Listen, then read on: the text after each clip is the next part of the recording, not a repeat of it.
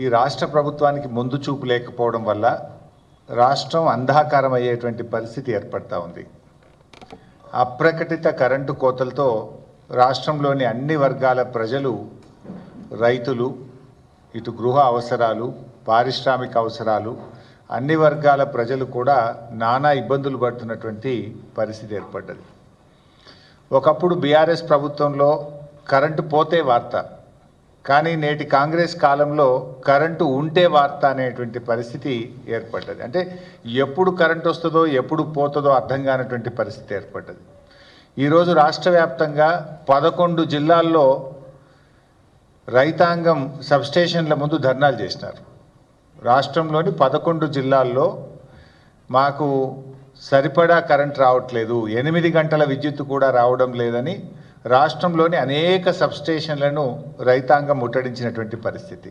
రాష్ట్రంలో ఈరోజు ఎందుకు కరెంట్ లేదు అంటే థర్మల్ విద్యుత్ కేంద్రాల్లో బొగ్గు అందుబాటులో లేదు.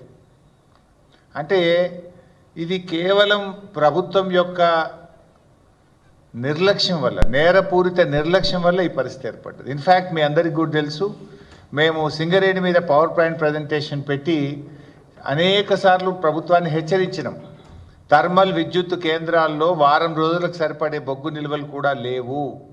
ఒకవైపు ఏమో మీరు బొగ్గు స్టాక్ ఉంది, 40 లక్షల మెట్రిక్ టన్నుల బొగ్గు స్టాక్ ఉందని చెప్తారు, కానీ విద్యుత్ కేంద్రాల్లో బొగ్గు లేదు, ఆగిపోయే ప్రమాదం ఉందని బీఆర్ఎస్ పార్టీ హెచ్చరిస్తూ వచ్చింది.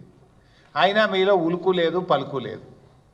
ఇవాళ ప్రతిపక్షంగా మేము మిమ్మల్ని నిద్రలేపినా కూడా మీ నిర్లక్ష్యం వల్ల ఇవాళ రాష్ట్ర ప్రజలకు, రైతాంగానికి శాపంగా మారింది.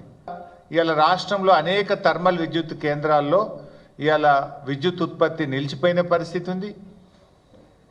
ఇది నేను మాటల్లో చెప్పడం లేదు, ఆధారాలతో మాట్లాడుతూ ఉన్నా. ఇవాళ రాష్ట్రంలో కొత్తగూడెం కానీ, కాకతీయ, భద్రాద్రి, యాదాద్రి అన్ని పవర్ సబ్స్టేషన్లో, థర్మల్ పవర్ స్టేషన్స్లో ఈరోజు కూడా 6 నుంచి 7 రోజులకు మించి స్టాక్ లేదు. ఇవాళ యాదాద్రి థర్మల్ పవర్ స్టేషన్లో 2 యూనిట్లు మూతపడ్డాయి బొగ్గు లేక. యూనిట్ నెంబర్ 1, యూనిట్ నెంబర్ 4, అంటే 1600 మెగావాట్ల విద్యుత్ ఉత్పత్తి బొగ్గు లేకపోవడం వల్ల యాదాద్రి థర్మల్ పవర్ ప్లాంట్లో విద్యుత్ ఉత్పత్తి నిలిచిపోయింది.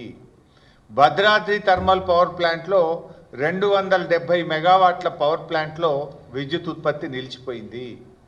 అంటే బొగ్గు కొరత వల్ల కొంత, నిర్వహణ వైఫల్యం వల్ల కొంత, ఇవాళ రాష్ట్రంలో విద్యుత్ ఉత్పత్తి ఆగిపోయి అప్రకటిత కోతలకు నిలయంగా ఈరోజు తెలంగాణ మారింది.